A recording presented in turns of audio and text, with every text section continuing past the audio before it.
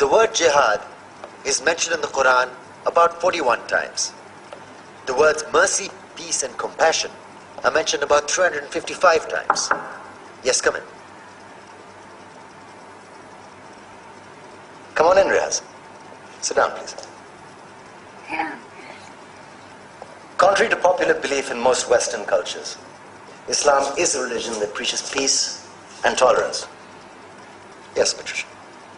If Islam truly is a religion that preaches peace, then how come the world's most troubled spots, the West Bank, Afghanistan, Pakistan, Iraq, they're all plagued with Islamic terrorism? Well, that depends on your definition of terrorism. Some might argue that the U.S. invasions of countries like Iraq and Afghanistan are also acts of terrorism. No, those were acts of war to get rid of despotic regimes. Or a means of getting at a country's oil.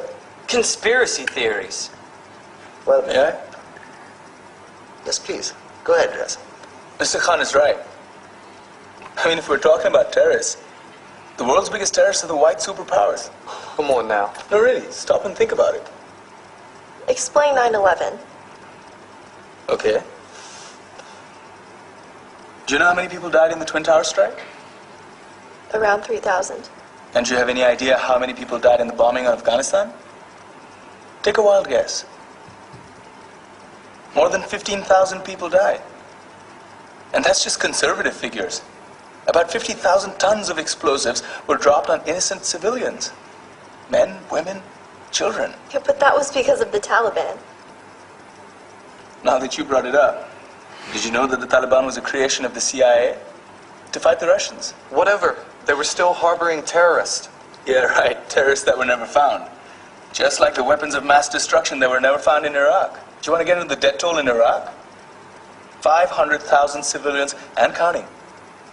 And what do Britain and America say when they don't find these weapons? It's simple. They just say sorry. And still refuse to relinquish control of these countries. What are you trying to say? What I'm trying to say is that just because you're American, wear a fancy suit, and call yourself the president, doesn't make you any less of a terrorist. I'm saying that if you don't stop meddling in other people's countries, you will face a backlash. If Muslims like you feel that way, then why don't you get out of our country? We will.